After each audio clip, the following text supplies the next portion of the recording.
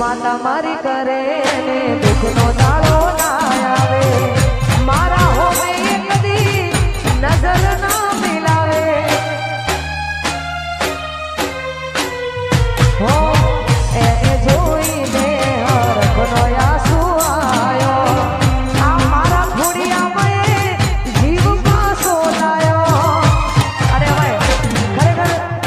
હાજા પ્રેમમાં બધું સહન થાય નાની મોટી બધી વસ્તુ સહન થાય પણ આ એક એવી વસ્તુ છે કે ક્યારે પણ સહન ના થાય એટલા માટે